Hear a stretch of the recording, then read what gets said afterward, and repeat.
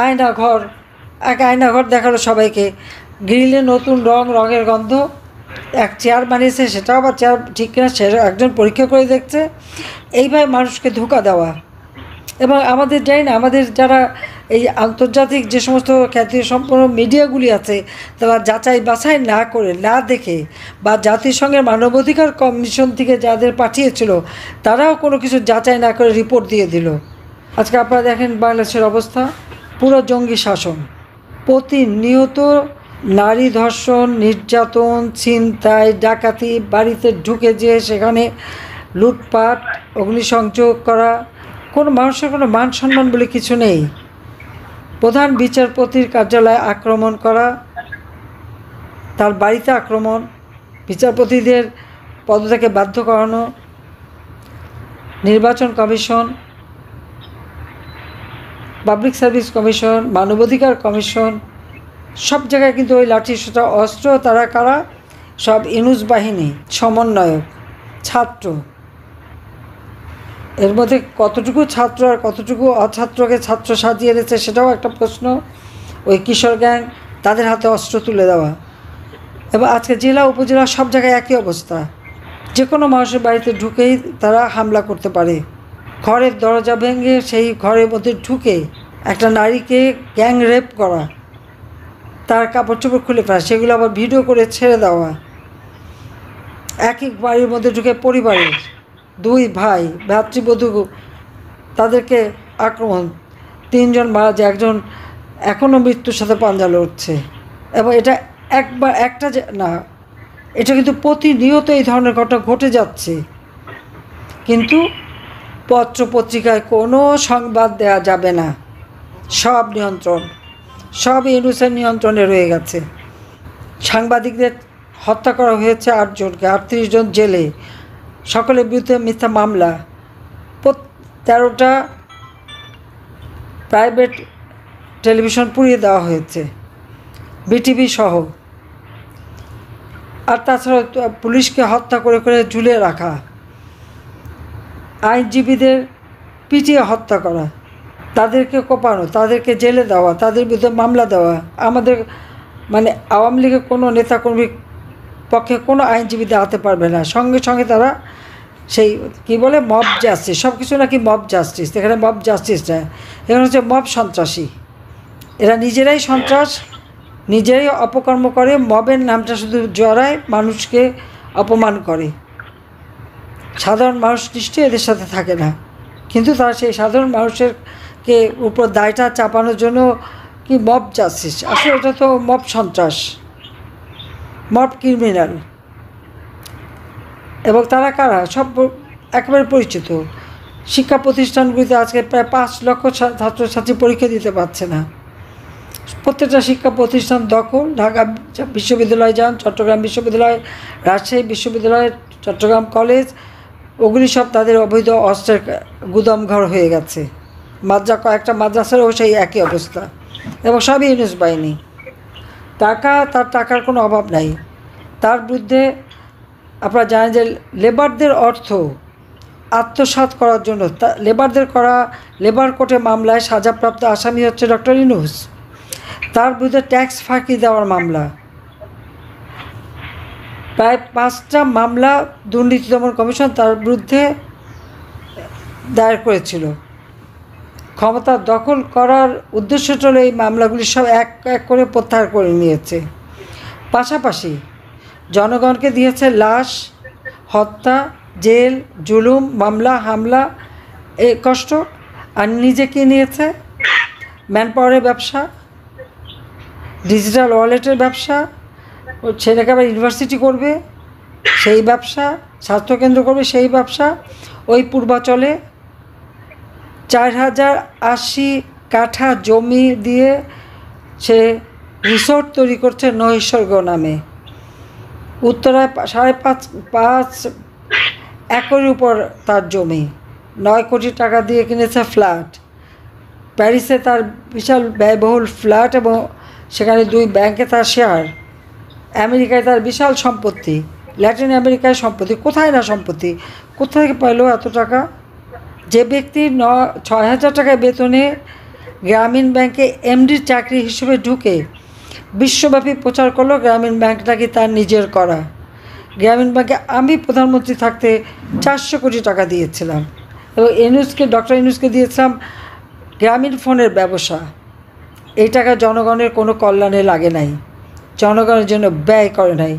সব টাকাই সে পাচার করেছে আর বিদেশেই বিনিয়োগ করেছে, দেশে সে এক পয়সা বিনিয়োগ করেনি। ঝড় বৃষ্টি, ঘূর্ণিঝড়, বন্যা, খরা, যখনই কোনো কষ্ট হয়েছে মানুষের, কোনো দিন সাধারণ মানুষকে একটি টাকা দিয়ে সাহায্য করেনি বা তাদের পাশে দাঁড়ায়নি। হ্যাঁ, এই সমস্ত সমস্যা আমরা সমাধান করেছি। তিনি কি করেছেন? তার তো ভালো লবিস্ট ফার্ম আছে বা কাউকে দিয়ে একখানা আর্টিকেল লিখে সে এমনভাবে দেখিয়েছে যে সব সমস্যা নাকি সে সমাধানই করেছে। সে কোনো দিন জীবনে বলতে পারবে না কোনো প্রাকৃতিক দুর্যোগপূর্ণ কোনো এলাকা সে ভিজিট করেছে, কোনো মানুষকে দেখেছে, মানুষের কাছে গেছে বা মানুষকে কোনো সাহায্য করেছে। বরং গরিব মানুষকে ওই ক্ষুদ্র ঋণ দিয়ে মোটা অঙ্কের সুদ করে সে টাকাগুলি লুট করে খেয়েছে। আর এখন ক্ষমতায় আসা তার লাভ এটাই যে সে ব্যবসা আরও নিতে পেরেছে।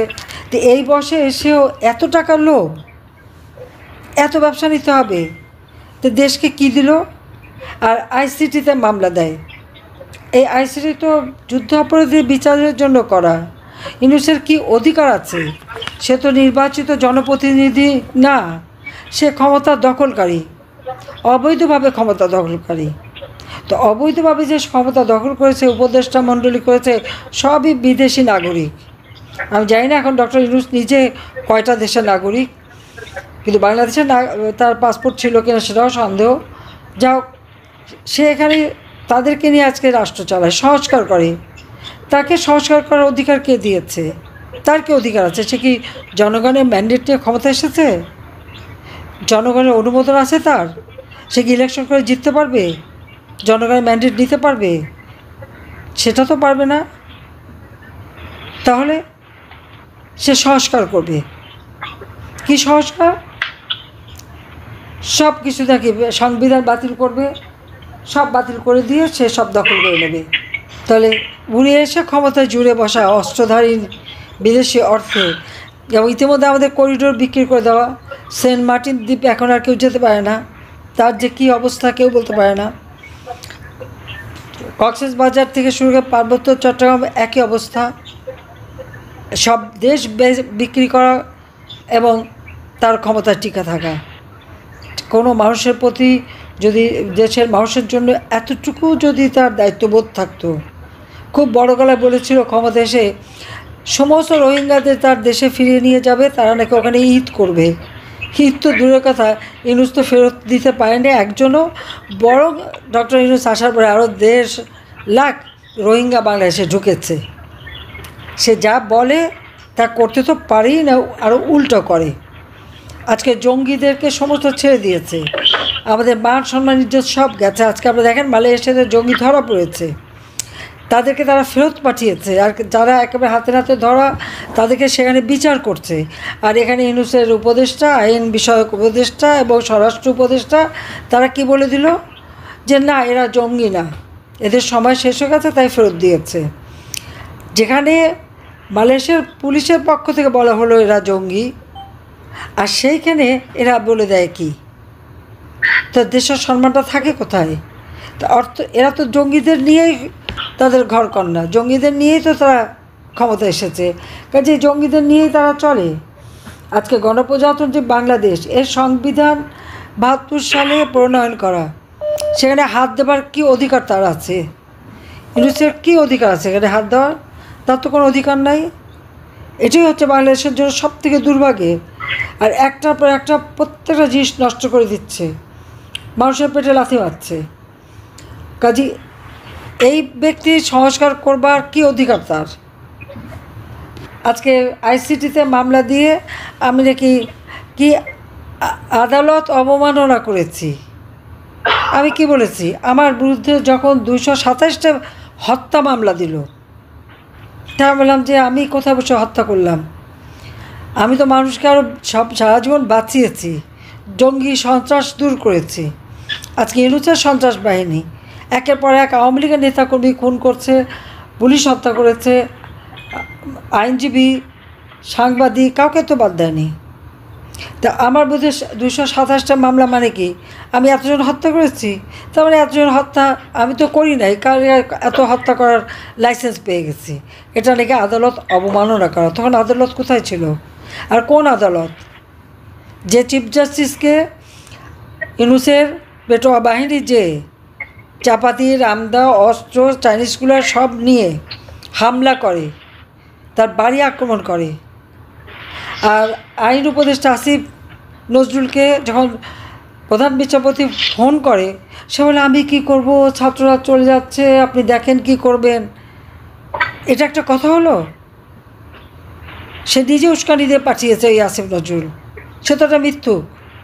সে বলেছিল আমি 26 লক্ষ ভারতীয়কে নাকি চাকরি দিয়েছে। এখন 26 লক্ষ বের করে না কেন? সে ছাত্র খুঁজে বের করা। যখন 6 জন মারা গেল 2024 সালের 15 জুলাই, আমি জুডিশিয়াল এনকোয়ারি কমিশন করে দিয়েছিলাম।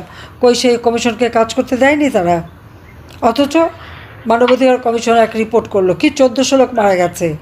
আর পরবর্তীতে ইউনূস গভর্নমেন্ট কী বললো, 800 হিসাব দিল, তার মধ্যে মাত্র 600কেই তারা সহযোগিতা দেওয়ার নামে বলেছে। অথচ এখনও এই আহত নিহতরা কেঁদে বেড়াচ্ছে। যখন এরা আহত হয়েছে আমি নিজে প্রত্যেকের চিকিৎসা আমরা করে দিয়েছি। সে ভালো মন্দ যেই হোক, তা আমার দেশের নাগরিক। আমার মন্ত্রী সামন্তলাল সেন এবং প্রতিমন্ত্রী রোকেয়া প্রত্যেকটা হাসপাতাল ঘুরে ঘুরে এদের বিনা পয়সায় চিকিৎসা করা। আমি নিজে যখন এদের দেখতে গেছি প্রত্যেকে আমি নগদ টাকা দিয়ে সহযোগিতা করেছি। হাসপাতালে প্রত্যেকটা হাসপাতালেই সকলকে আমরা নগদ টাকা দিয়েছি, তাদের সহযোগিতা করেছি। আমরা মানবতার জন্য কাজ করি। আজকে আমাকে বলে আমি কথা বলেছি এটা নাকি আদালত অবমাননা। এখন তো আমার ভিতরে 450 মামলা। এই 450 মধ্যে 400 বোধহয় কী বোধহয় 440টাই হবে খুনের মামলা। কারণ আমি এই 440টা খুন তো করি নাই। গত 3 দিন আগেও আমার বিরুদ্ধে একটা খুনের মামলা। তা আমি কোথায় আর খুন হলো কোথায়? আমি একই দিনে একই সাথে 15টা জেলায় যে হত্যা করে এসেছি। তা আমি এখনই বলবো যে সবাই তালিকা করে রাখেন যে তারা কাদের কাদের দিয়ে তো হত্যা করাচ্ছে। এই হত্যাকাণ্ড যে তারা নিজেরা করাচ্ছে এটা তো প্রমাণিত সত্য। মুগ্ধের হত্যা, আবু সাইদের হত্যা সহ যে কটা হত্যাকাণ্ড ঘটেছে ছাত্রদের, প্রত্যেকটা আপনারা দেখেছেন 7.62 রাইফেল গুলি। কাজে এই জঙ্গিদের হাত থেকে দেশকে রক্ষা করতে হবে। এবং আজকে আপনারা যে প্রতিবাদ সভা করছেন সে ধন্যবাদ জানাই যে এই অবৈধ ক্ষমতা দখলকারী জঙ্গি ইউনূসের হাত থেকে দেশকে রক্ষা করার জন্য যে যেখানে আছেন, যার যেখানে যেভাবে সম্ভব সবাই কাজ করে যান। আর দেশের ভিতরে সবাই খুব কষ্টে আছে। আপনারা প্রবাস থেকে অনেক সাহায্য সহযোগিতা করছেন, আরও করবেন। আর আন্তর্জাতিকভাবে এই জঙ্গির যে চেহারাটা সেটা মানুষের কাছে তুলে ধরে বাংলাদেশের মানুষকে বাঁচানো, বাংলাদেশের মানুষের শান্তি নিরাপত্তা নিশ্চিত করা, বাংলাদেশের জনগণের আর্থসামাজিক উন্নয়ন করা, এটাই আমাদের কর্তব্য এবং সেটাই আমরা করব ইনশাল্লাহ।